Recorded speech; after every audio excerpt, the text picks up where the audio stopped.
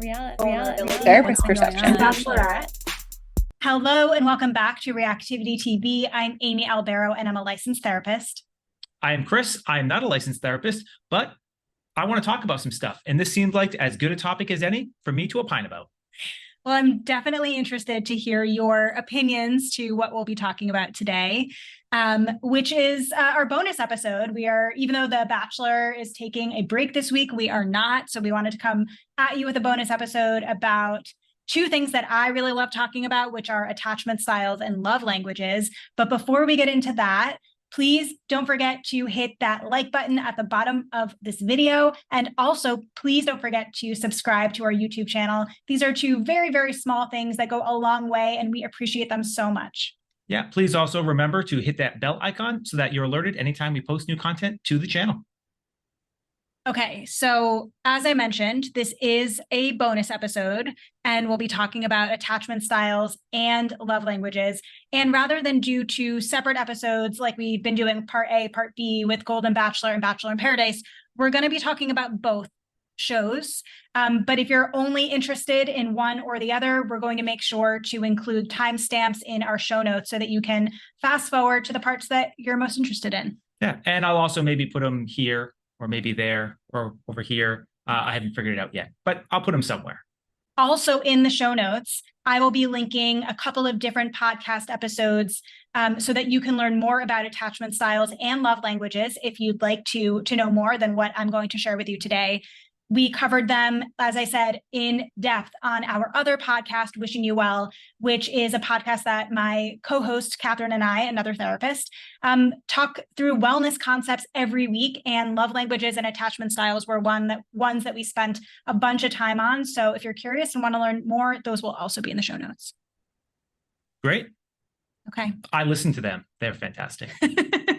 Well, so do you know what an attachment style is? I do not. But I thought you said you listened. I did. Well, I listened to the love language one. Okay. Oh, yeah. The attachment style, was that in the same episode? No. Oh, see, that's why. Okay. I'm lying. I listened to all of them. So I want to start off, though, with a really important question. And this is something that even being married to a therapist, I still don't actually know the answer to. And I think a lot of people get confused by this. Mm-hmm. So when we talk about these concepts, specifically the love language one, more so than the attachment style, is this legitimate, real psychology or sociology, or is this just pop, kind of psychology, armchair psychology that is, just kind of for the fun of it, but isn't really grounded in actual science? Both, or just love languages? Both.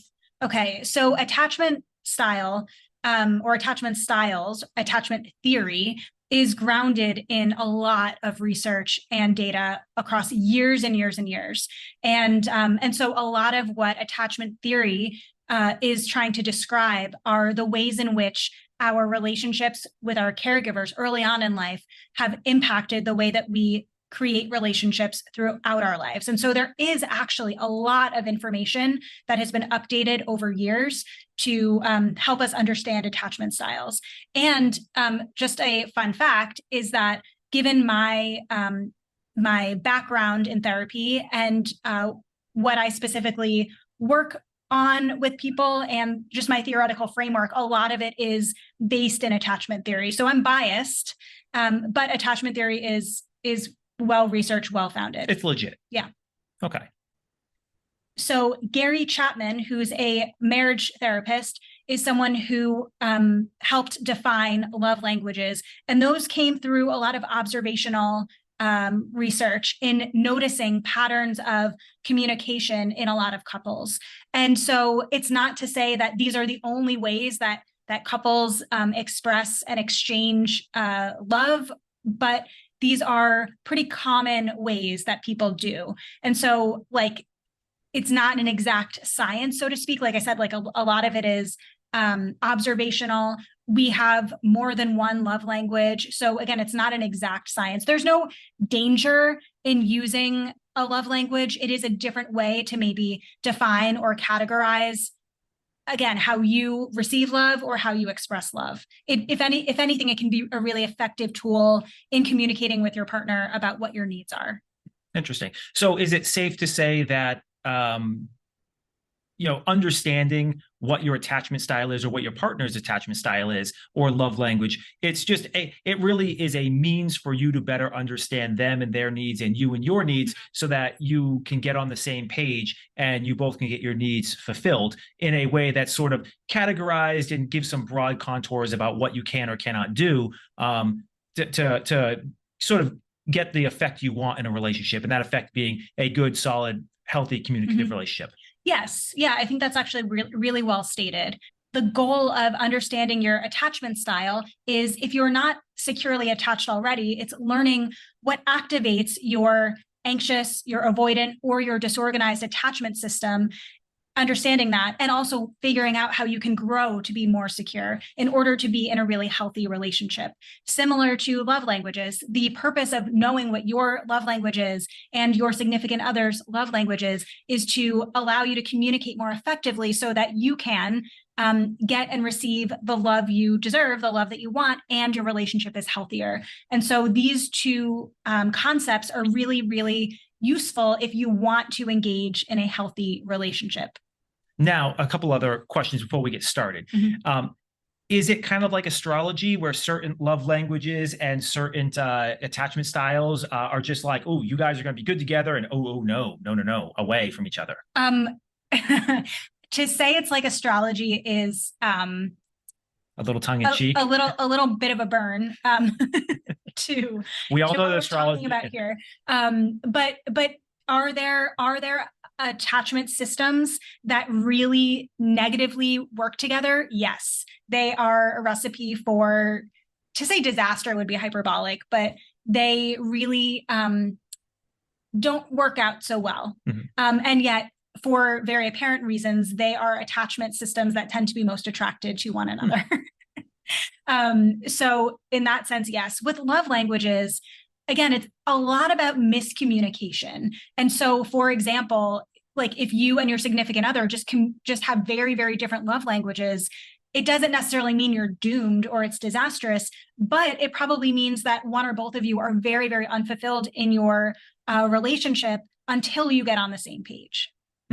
Okay. And so my final question before we get into it, is there a correct attachment style or a peak pinnacle? This is the one you aspire to in terms of attachment styles and love languages.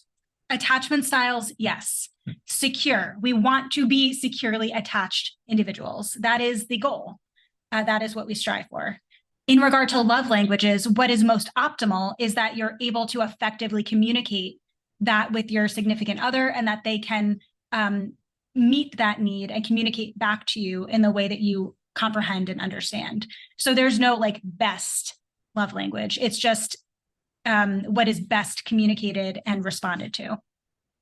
I'm going to come back and challenge you on that point, because I actually have an interesting take on that I think you're going to think is completely wrong.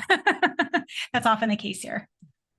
All right. So shall we kind of get into it? We've already sort of defined them a little bit here, but why don't you give us the quick 30-second definition of attachment styles? We'll start with attachment styles, and then we'll go into love languages.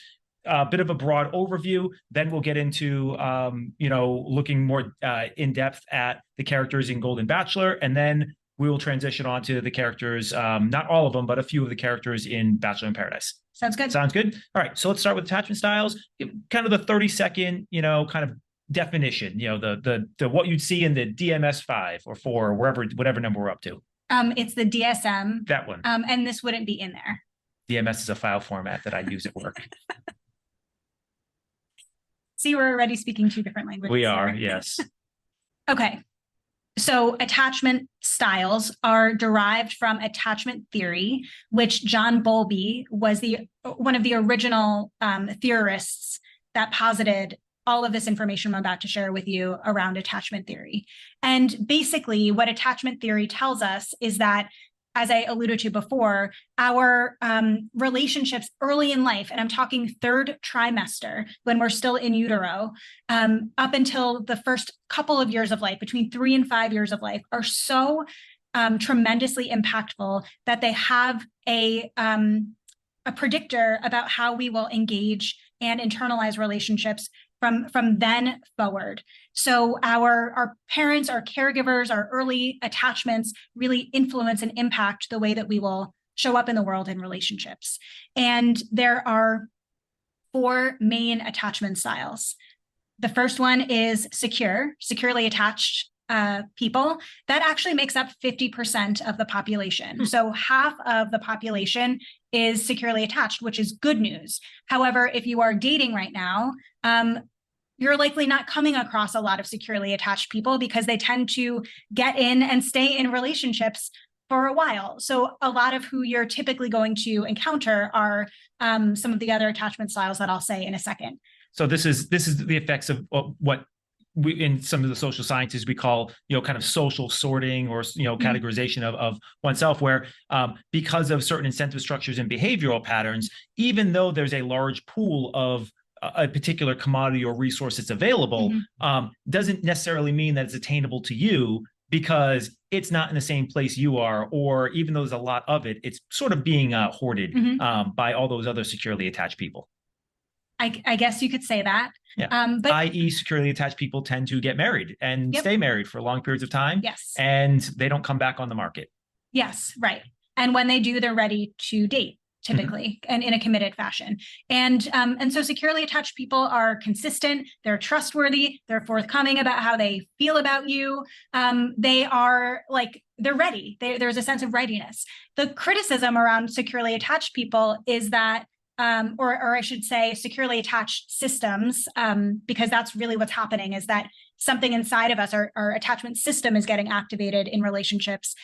They tend to be a little bit boring in a dating sense. And especially if you're an anxious attached person or have an anxious attachment system, it's going to feel not as exciting to you. So that brings us to anxiously attached individuals, or individuals with an anxious attachment system. They are very, very sensitive to what's going on in any given relationship, in that they can tell or sense when things are going really, really well, or they can sense when things aren't going really well very quickly, and then they react to that pretty quickly. So sometimes they can overreact or jump to conclusions around what's going on in the relationship. Sometimes they need a lot of affirmation and reassurance, and they often look to whoever they're dating for that to help self-soothe some of the anxiety that they're experiencing in their relationship. Sometimes they'll engage in what's referred to as protest behaviors to try to invite engagement. Like if they haven't heard from someone they're dating, they might essentially say well, I'm just not going to reach out and have them respond to me. So there's a lot of that's going on, really engaging in ways within a relationship to help ease their anxiety about the relationship, help them feel more secure in the relationship because they feel so anxious about it. Does that make sense? It makes perfect sense to me. Okay. Because I might know somebody who very close to me who embodied all of that at one point in time. Yes, I'll speak to that. Next up, we have our avoidant attachment style, or attachment system. And avoidantly attached individuals tend to be in and out of relationships relatively quickly because they avoid intimacy over and over and over again. And this attachment system gets activated when they get close and when a relationship gets more serious. And so they push someone away, they might look for flaws in the relationship, but it tends to feel a little bit like a roller coaster sometimes in relationships with an avoidantly attached person, because when the person does inevitably push away, that might seem a little bit more appealing to that avoidantly attached person. And so you can imagine that an anxiously attached person and an avoidantly attached person would kind of find each other. They would work really, really well together in terms of what activates them. But obviously they would create a lot of discomfort for one another in a relationship. These are, would we say these are like flash in the pan relationships that aren't long lasting, but oftentimes can be fun in the short term? It can be that. These can be like situationships, Mm. like a lot of avoidantly attached individuals like are also known as like fuck boys or fuck girls.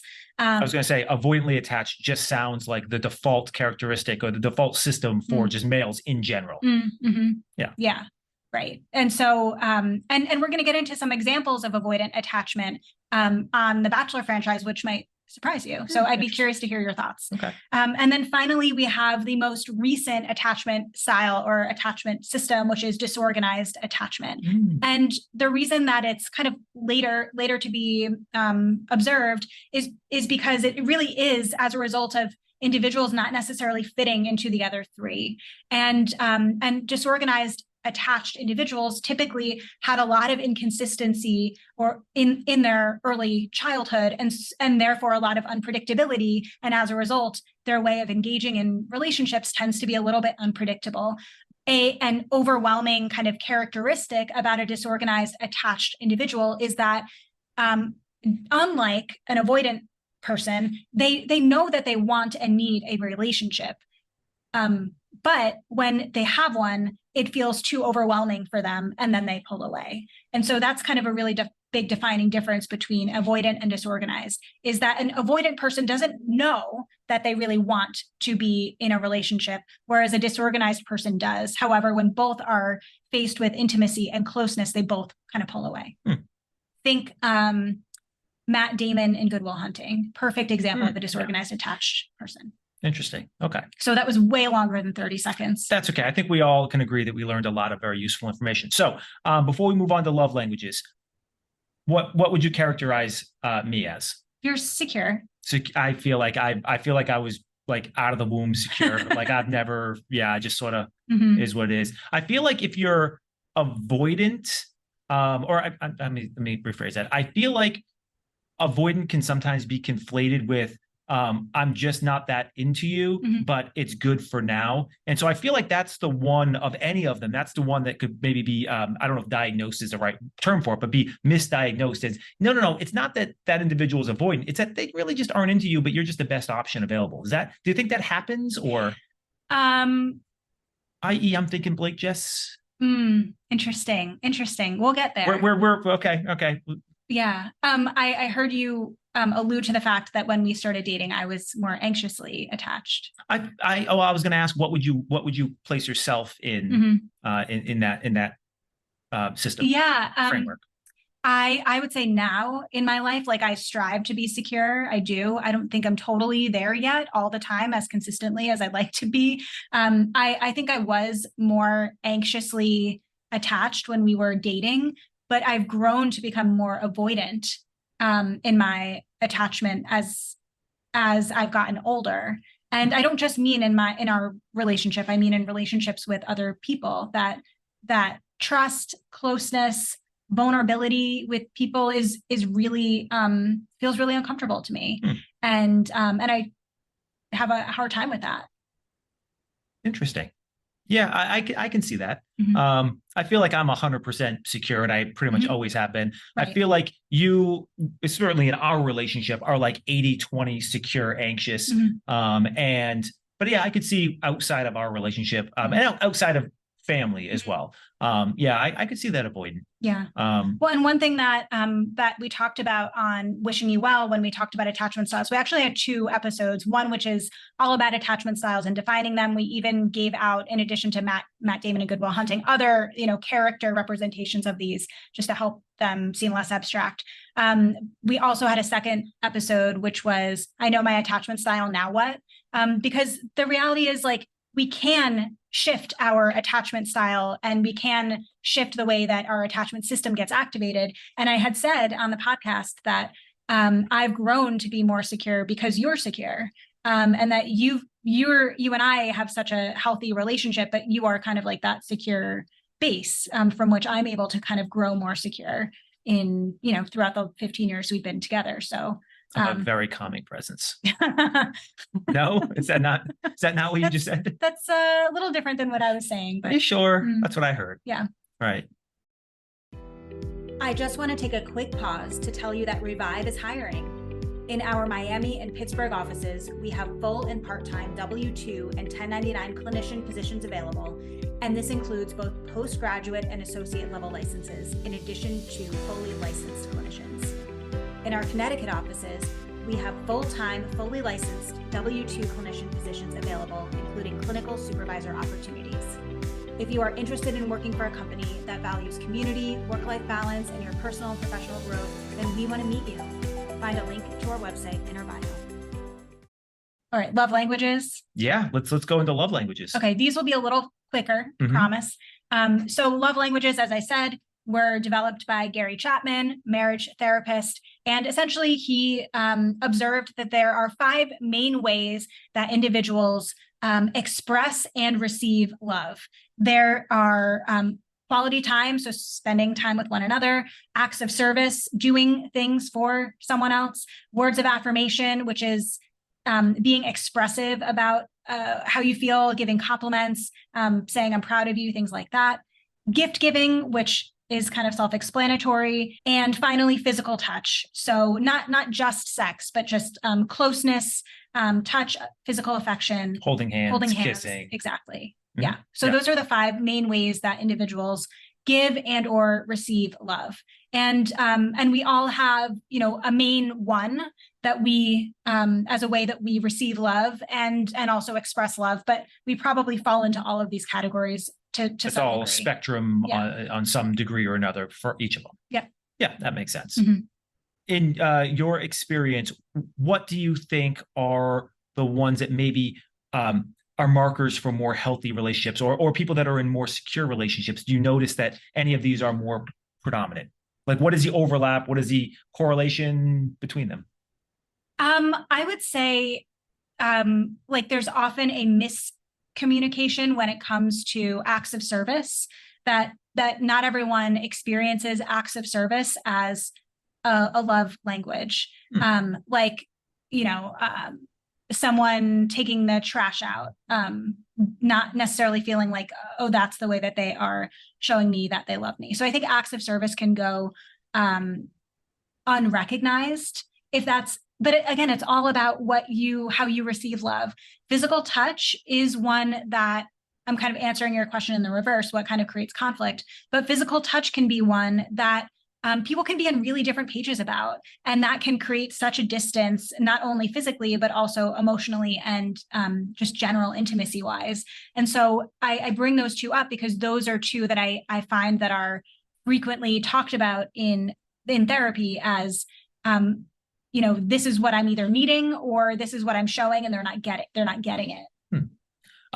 And so with these love languages, really there's there's 2 sides of it. There's how you demonstrate and how you kind of internalize, interpret it. So you could theoretically show your love through words of affirmation, but words of affirmation back are somewhat meaningless to you. You want, some act of service. Yep. And so it's not just understand, it's not bi-directional necessarily. It's, you need to understand your outgoing as well as your incoming. Yep. Okay. I love that you brought up acts of service, because this is actually my armchair psychologist theory on this. And I'd like to get your take on it. Purely anecdotal, non-empirical, but if I were to look at every relationship that, I'm 40 years old, I have witnessed thousands of people in relationships. If I look at all of the relationships that I would deem as healthy and successful, and granted, that is a very subjective measure, I would argue that the most successful and nearly all truly successful relationships in any relationship that I would look at and aspire to are heavily bidirectionally acts of service focused. And I have a theory why that is. And again, that doesn't surprise me given what your definition of love is. Oh, well, absolutely. Well, I was going to get to that later, but love is not a feeling. Love is not the graduation of like into love. Tell that to the people on The Bachelor. I know, but it's the choices that we make, right? And that's if you look throughout all of human history before 5 seconds ago, that is what love was. That's why love thy neighbor does not mean have strong positive feelings for your neighbor. It means, treat your neighbor with respect and help them when they have a problem. Do acts of kind service for your neighbor. That's what love thy neighbor means. It does not mean go and have intimate relations with your neighbor or have strong feelings for them. And so it's really this concept it's kind of the Disneyfication, right? Over the last 50, 60 years that transformed the concept of love into this more like feeling focused thing. But the thing specifically with acts of service is that when you look at all of human history, right? Again, before 5 seconds ago, acts of service was the predominant way in which humans engage. In fact, humans are, by creation, by the way we are wired, we are at our best when we are in servitude to something greater. And it doesn't matter if you're talking about on the micro level within the family unit, or if you're talking about on the macro level. There's a reason why every major religion throughout all of human history, acts of service and servitude to a greater good or to the greater community or to the family are centerpieces of every major religion. And even now, when you look at kind of, well, as the major religions have really waned, and now one of the big things, especially in the United States, is this concept of kind of secular progressivism, which is we're going to do away with religion, but we're going to be focused heavily on really it's the religion of the government, so to speak, right? It's still a religious organization. You're just not worshiping a God figure. It's still acts of service. It is, we have an adherence to a set group of principles, and you are a servant to those principles. And so it is in the nature of humans to be servants. And I've said it many times, the men in particular find their greatest purpose in the responsibilities and the duties of being a husband and a father. And you do that through serving your family by being, the hunter, so to speak, going out and being a provider for your family. And so I just think acts of service is clearly and without question, clearly the most important. And I think all these other four are sort of byproducts of kind of a newer age. Go ahead, tear me apart. No, I mean, I'm not here to tear you apart. That's your perspective. I think it's an interesting take, but I don't think it necessarily matters that much if that's just not what resonates with you. No, that's fair. I'm just suggesting that people might be happier if they, serve others instead of serving themselves. Yeah, listen, I don't disagree with that. I went into I'm a social worker by training. My entire profession, my code of ethics is literally about being a servant to other people. So it resonates really strongly with me. It also is very aligned with the way that I saw love being expressed from my dad to my mom and vice versa. So. Okay, so a slightly more fun question. Go ahead and rank us in the love language concept. How do we both, in your estimation, give and receive love? I think that you give and receive love by acts of service, as you were saying. I think physical touch is a big one for you, which also, coming from the family that you came from, I mean, you're all very, very affectionate with one another. So those two I think are pretty prominent. And what about for yourself? The way I receive love, I'd say, is quality time. The way I give love is through gifts, I think. Why are you looking at me like that? No, I don't think that's incorrect. What I would say is, from my interpretation, and I just want to clarify, not giving. I don't try to buy people's love or anything like that. But I'm definitely someone that's like, I saw this thing and I thought of you, and I just this is a way for me to say you were on my mind and I was thinking of you. Yeah, and that's very nice. But what I find interesting is that I interpret. I agree, quality time is high up there on your list, but I actually think that acts of service. I mean, think about it. Yeah, love for you. What I asked for my birthday was to change light bulbs. Yeah, and hey, listen, you went off to that bachelorette party or whatever, and you came back, and I changed all the light bulbs. Oh, that's not true. I went out to CVS and I bought them out of light bulbs, and I changed as many lights as I had bulbs. And then that I had to, I didn't have time to go buy more light bulbs. But yeah, no, I think acts of service. Which look at our family dynamics. Your parents are both clearly acts of service individual. Mm-hmm. My parents are both clearly acts of service individuals on both sides. Mm-hmm. Again, that's part of my bias, and that's also part of my anecdotal data that is, non-scientific, everyone. But so it's not shocking that I think acts of service are very high on our list. I agree that physical touch for me, I like holding hands. I like being connected. I think that's just important to, especially the longer you're in a relationship, that physical touch, I think, becomes more and more important. I also think that I demonstrate love a lot through words of affirmation. And and this is where I think it's actually very, very interesting, is that I do not give a shit about gifts. I hate gift giving. We both actually hate receiving gifts. Hate is maybe strong. We just not my thing. Not my thing. Not comfortable. Don't need a gift. Don't want a gift. That in fact, whenever it's around a holiday or something, the first thing that we always say is, okay, what we want to do is either a quality time event, like we went and did the Havana food tour in Miami, which, by the way, highly recommend. Awesome time. It's usually something like, hey, Chris, go change the light bulbs, or I'll ask you to do, some random, like play a board game with me, because I love board games and you hate them. And so at my birthday, I can usually get a game of, Settlers In or Seven Wonders or something. But yeah. So I do think it's interesting that gift giving for you is big on the outbound side, and it's meaningless to me. And words of affirmation is big on my outbound and meaningless for you on the inbound. Yeah. I mean, I think in some ways, like, for the way that I approach gift giving is very, overlaps a lot with acts of service. Like so I think that is a way that and the gifts that you also don't give, like, hey, here's a expensive watch. Usually you're really good at the baskets. It's like, hey, here is a basket that, you've had a really, really hard, last couple of months. Here's like a mommy's timeout type basket type thing, which I think is a little bit, it's a little bit of a hybrid, I feel like, in some ways, which is nice, but yeah. All right. So should we get into talking about attachment styles and love languages on this franchise? Yeah. All right. So let's roll into Golden. Yes.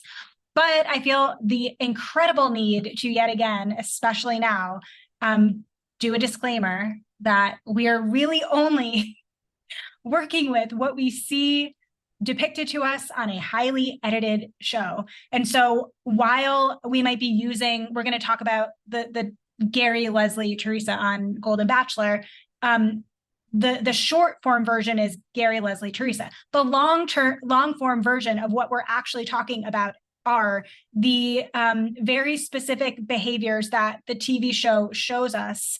And that's what we're responding to. But for short form, we're just going to use their names. So I have no idea if these are consistent with how they actually are off the show. This is just based on what we're seeing on the show.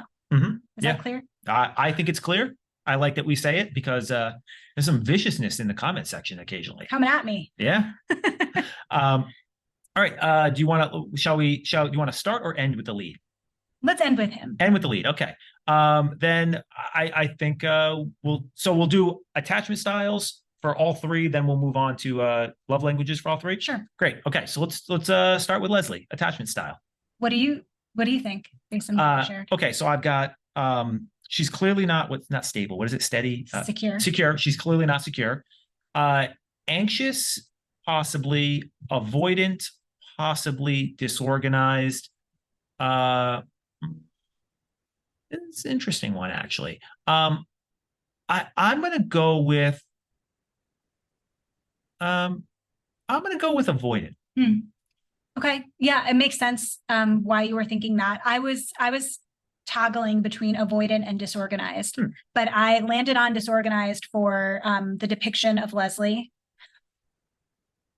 because she does clearly want a relationship. Yes. However, she told us in this most recent episode that she tends to self-sabotage when things are going well. And that is such a good indicator of someone that might have a disorganized attachment system. We also know from what Leslie shared that she experienced a traumatic loss in adolescence, which is a pivotal time of development. We don't really know much else about her family of origin, but that kind of disruption in caregiving, again, traumatic loss, can really impact someone's attachment activation system. And so I think because we're seeing Leslie, again, put herself out there continually for relationships, but then kind of like pull away or make things a little, use humor as a way to kind of avoid or disconnect, detach. That's what's having me put her in a disorganized category. Okay.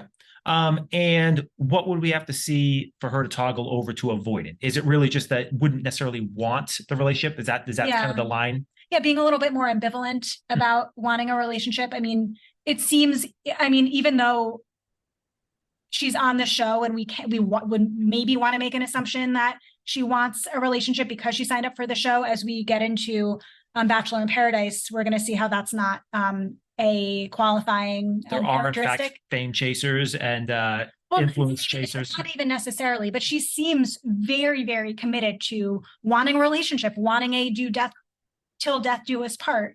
And so I believe her when she says that. Okay. Yeah.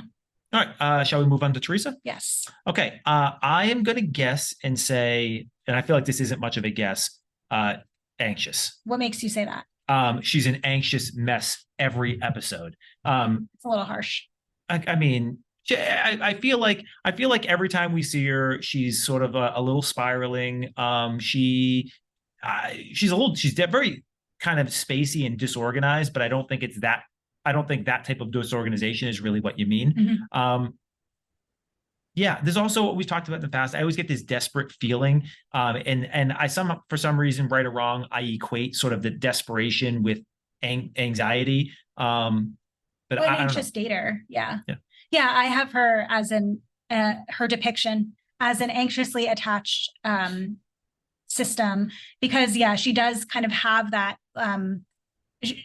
desperation in the way that she engages with Gary, in the way that she is talking about wanting a relationship with him, wanting this so badly. So and we see her kind of overthinking at times too. So that's what's making me kind of put her in that more anxious category.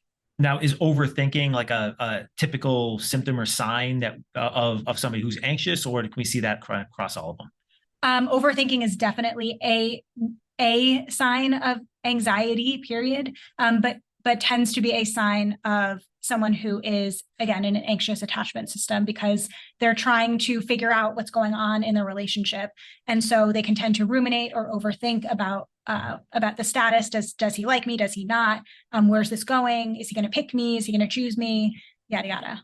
Yeah. And so I would say or I'd ask, this is not a good show to go on if you have an anxious attachment system, by the way, because the way that the show is made up has to activate that, because the lead is dating. He's literally dating at least 20 people. And that was one thing I was going to ask here is, I feel like the nature of the show is designed to bring out the anxiety. That's part of what production is trying to do. And so when you're watching a show like this, how do you separate between who's actually an anxious attachment versus, the line between, oh, this is just production and a reasonable amount of anxiety, right, given the parameters and setup of the show? Well, it's such a great question, because that's why this disclaimer exists, because this is an anxiety-inducing environment by design. And so a lot of what we see, not just Teresa, but many of these women, how we see them react and engage is so reasonable considering the circumstances. And so like it's understandable, and it's also giving anxious. So let me ask you a couple of things. I'm gonna bring in some other characters from the show. So let's look at Faith. I know we're big on Faith, but Faith oftentimes had scenes where she was she was sort of doing the whole like anxious, like, is he going to pick me type thing. But at no point in time would I have actually categorized her as an anxious attachment individual. And so was it just like the energy she was giving? I think it was the energy. Yeah, the energy, and also in totality. And so my question is, am I right or am I wrong there? Like, would you have labeled her as anxious? Because I mean, really, after Teresa, we probably got the most anxious energy out of her. But there's just something about it. I just felt like that the editing was showing us more of that than might have actually been there. And there was enough other evidence to suggest that she was not an anxious attachment. Yeah, when we were watching the show, and I would hear those voiceovers from Faith, or those ITMs from Faith, about like her being unsure about where their connection was.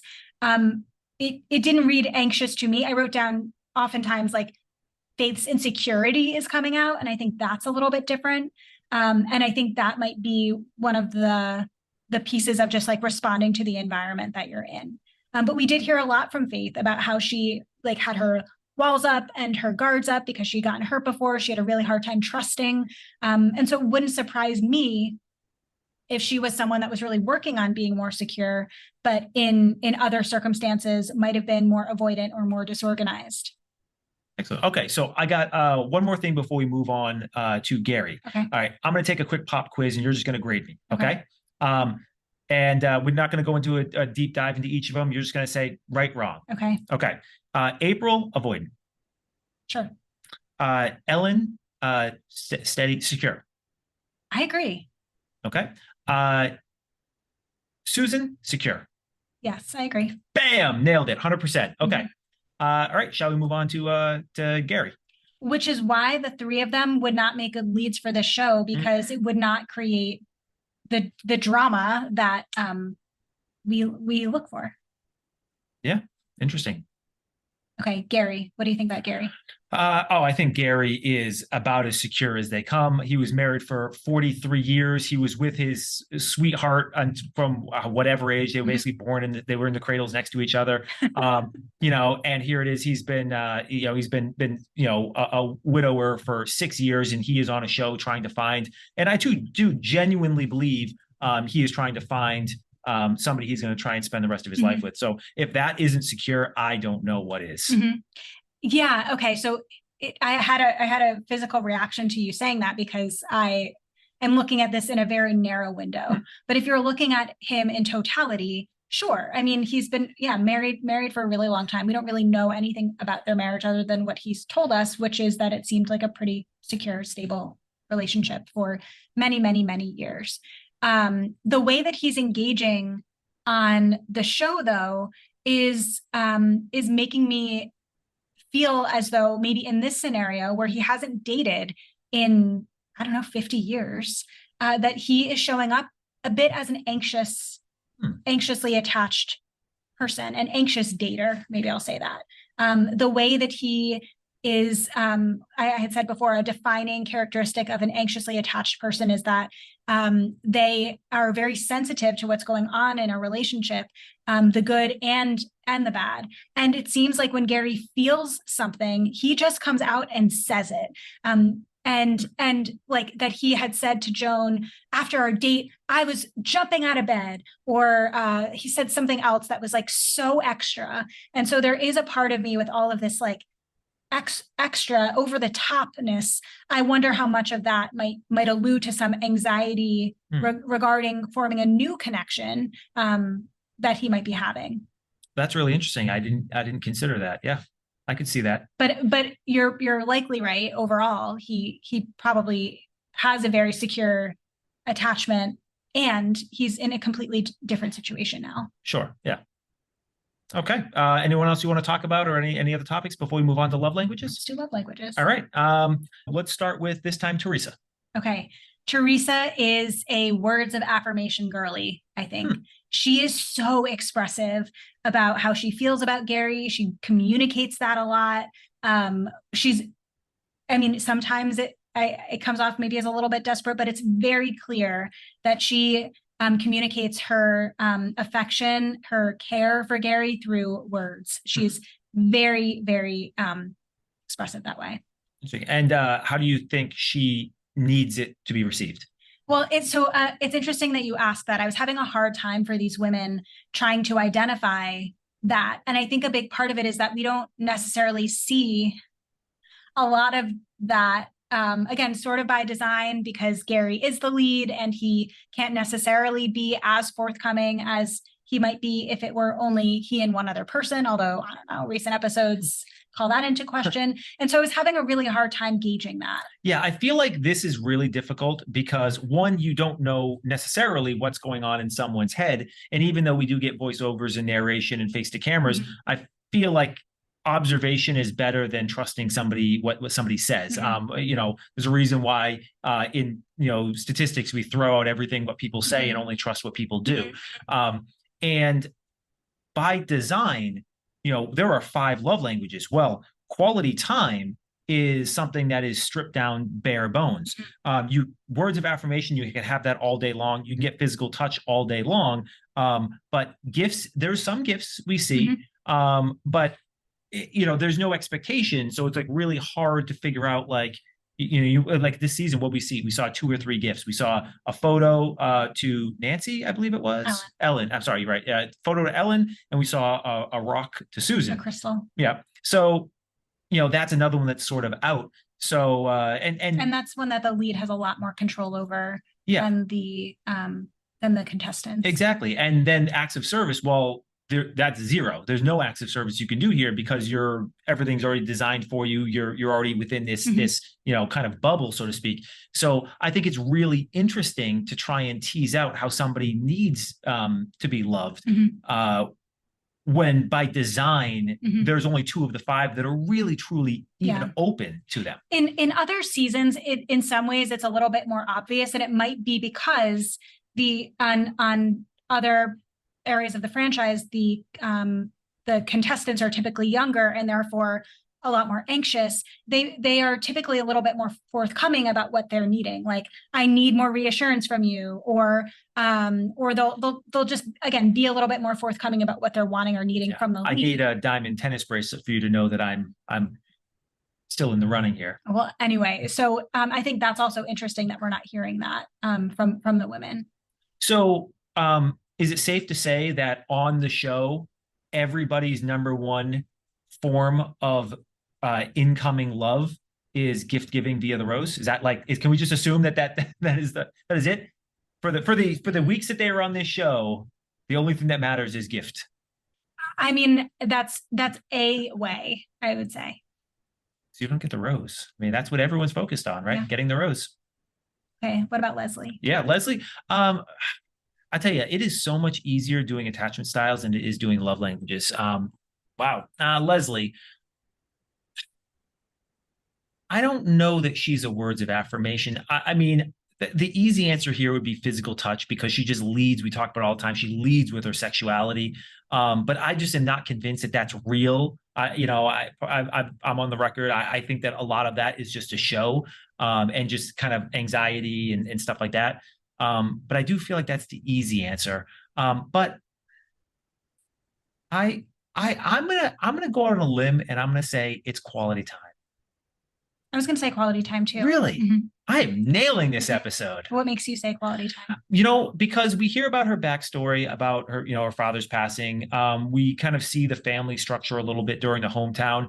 And there's just something about her that strikes me as, you know, she just wants someone to physically be there. You know, think of it a little bit like in that show that you're watching with Peyton and Brooke. One Tree Hill. Okay. Peyton, what's she all about? She's all about everybody always leaves. And I feel like you could almost like superimpose Leslie into that, where like I just feel like we know that she's had a lot of, you know, departures, we'll say, in various forms in her life. And so I could see that really deep down what she's looking for and what she wants is just somebody to be there and stay.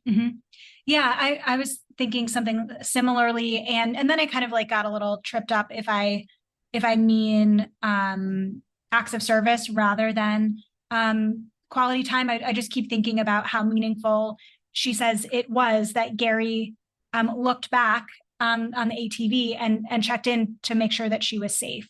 And so I do think there is that element of being there. So I ultimately, like, I think Leslie is craving safety and security. And I think that for her comes from proximity.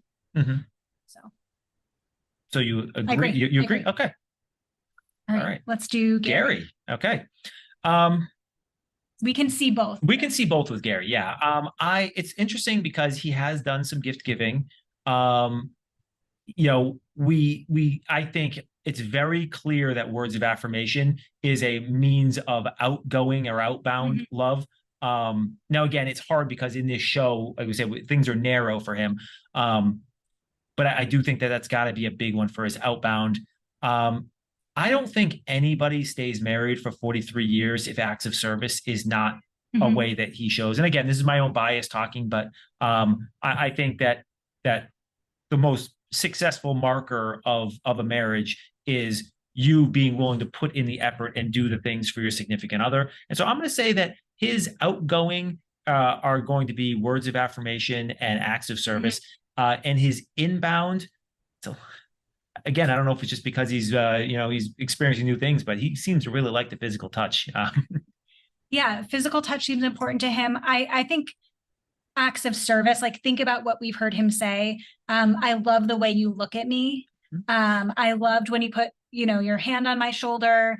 And so those are ways so whether that's physical touch or acts of service, I'm not totally sure, but those things tend to really resonate for him. And so, yeah, I'm with you. And in terms of his outbound? Oh yeah, obviously words of affirmation. Yeah. And yeah, we saw him gifts, as you said. He gave gifts to Ellen, to Susan. He thought it was a gift to let Sandra talk to her daughter on her wedding day. I forgot about that. And so blanked that one out.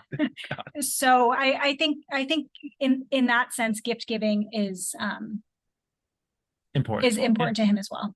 Yeah, he's done a diverse. I was gonna say he's a nice diverse spread of love language, outbound love languages. Okay. All right. So that's golden. Anybody else you want to talk about or anything you want to cover before we move on to Bachelor in Paradise and let all the golden crew sign off for the evening? That's it. Let's go to BIP. All right, Bachelor in Paradise, folks. Welcome aboard. We're happy that you joined us or skipped ahead to us. For those of you who continued on from Golden, we appreciate you hanging out even longer, whether you watch the show or not. Okay, so we've already discussed what the love languages are and everything. So and attachment styles. So let's just get right into it. Who do you want to talk about for attachment styles first? We've got a litany of people. Yeah. Okay. Let's talk about Kat.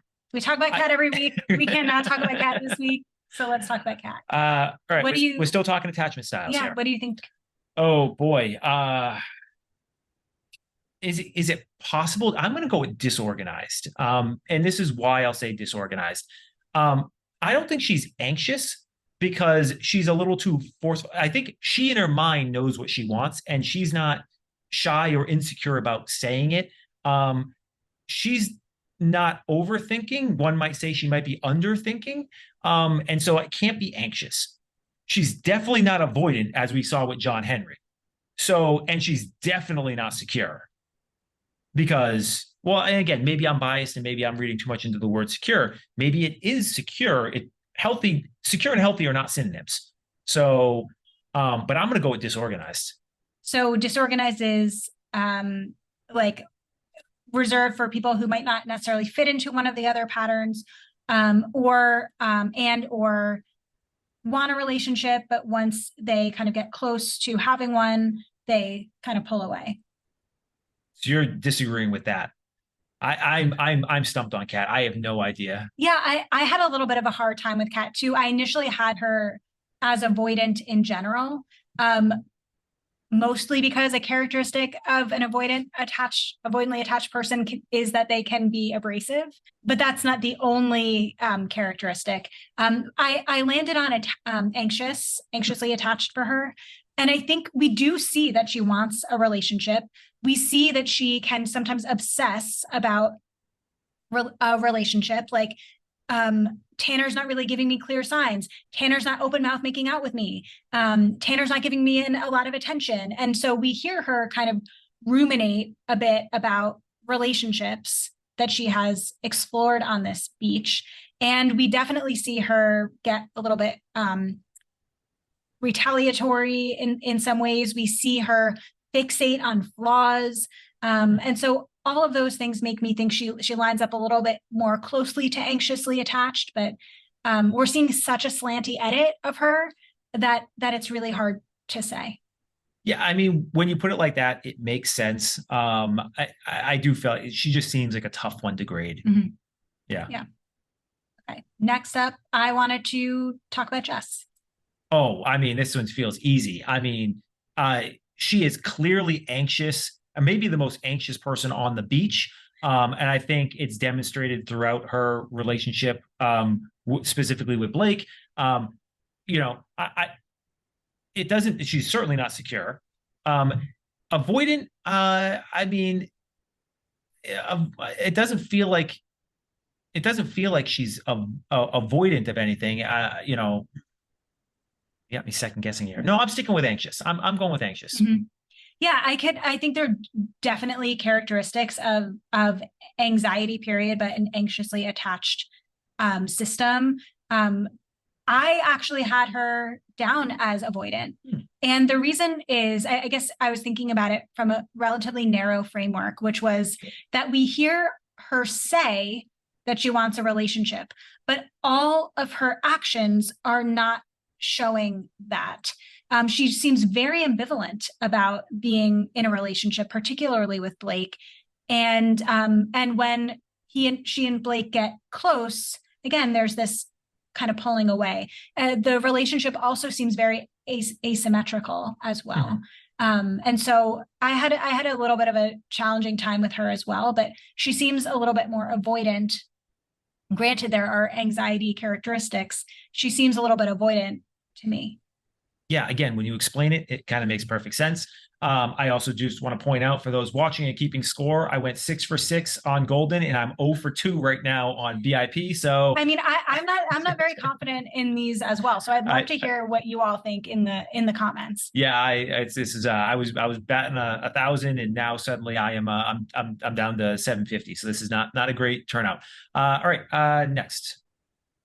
What about Rachel? Oh, Rachel. Hmm. Old Rachel or new Rachel? The Rachel we've been watching on the beach. Okay, so let's talk this through. Is she anxious? Sure. She's definitely ruminates. Is that the right word? Ruminates. She ruminates on things. She definitely has insecurities. She definitely, uh, can get into her own head and spiral a lot. Does she pull away and does she avoid? I mean, we've seen her with Jordan would seem to imply avoidant for some reason. We've now seen that twice, once on her season, once now, where it seemingly went very well, seemingly had chemistry. She runs back into Tanner and she runs back in the arms of a guy who's not demonstrated that he's particularly that interested in her. Um, I didn't see her season, but she didn't leave with an individual. I'm going to go with avoidant here. Yeah, I had her down again on the beach. I think she's avoidant. Though I do think it's self-protective. And we talked about this a few episodes ago about she said it. She also has her walls up too. She's taking things very slowly. She's not really diving into things. She seems scared about rejection. She did identify a match with Tanner where he again has expressed no prior interest. So also Brayden, relatively safe kind of person to get involved with. We saw the way that she reacted when Brayden went on another date, which was like, we're good, it's fine. So I do see her as a little bit more avoidant than anxious. I think on her season she was more anxious. Yeah, I saw bits and pieces of that season, and she's definitely more chill now than she was then. You know who a really good example of an avoidantly attached person is? Lorelai Gilmore. Oh, Christ. I still to this day do not know why that show was popular. They were awful. Lorelai and Rory were the worst characters on TV. So unlikable in every way. Watching it now in my late 30s, I have a different take on it than I did earlier on. But anyway, that's a story for a different day. Yeah. All right. So we're going to move on to love languages. Where do you want to start? Let's start with Aaron B. Aaron B. course. Aaron B. Okay. So I we saw in this past episode, he did a little food tray thing that they do. I they're constantly connected at the hip, which implies maybe quality time.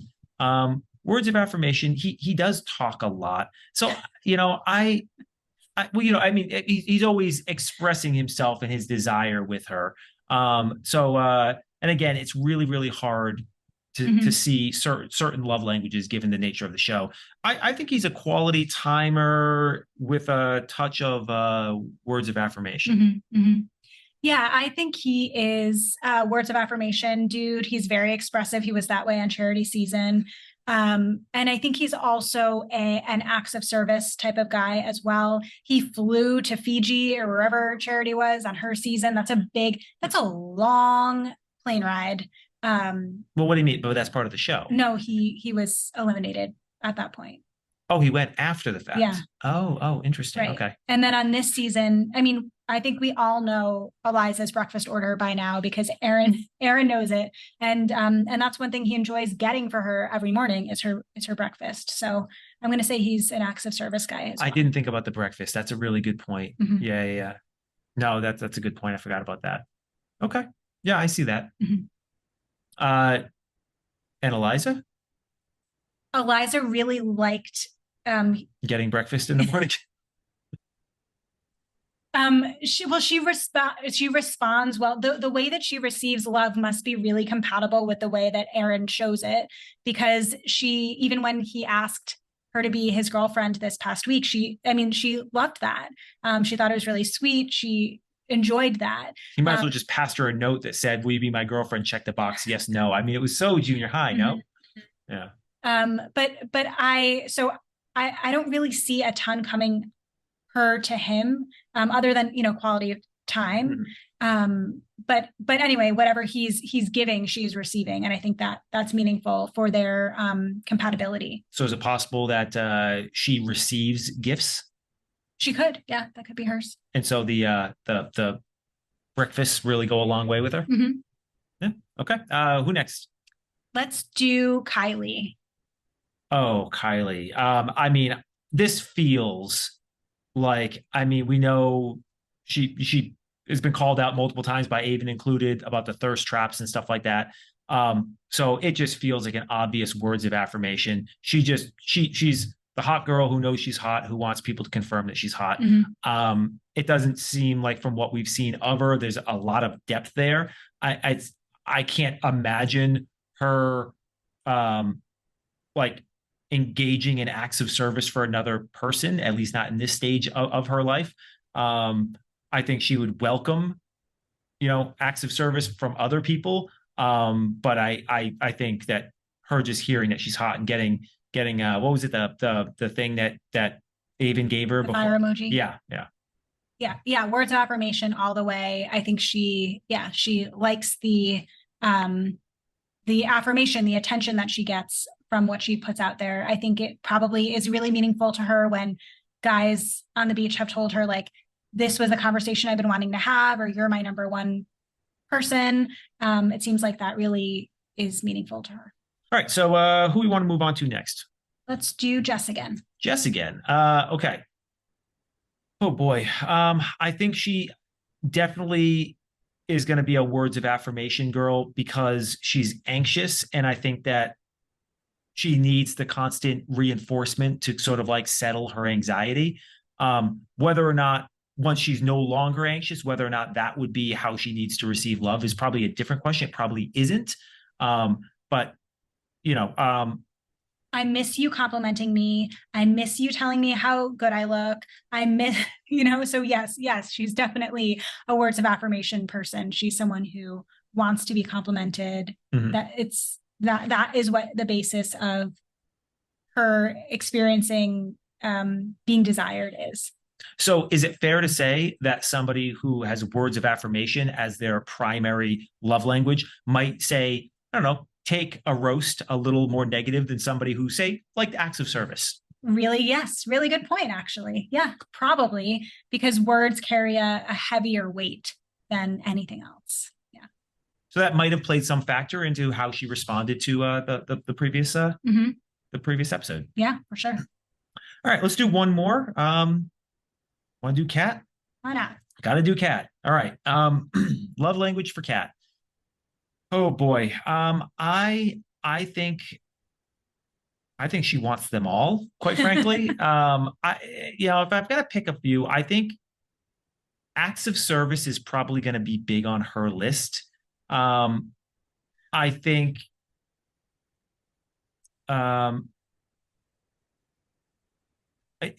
she talks a lot about needing to have a tongue in her mouth, which indicates like physical touch is important.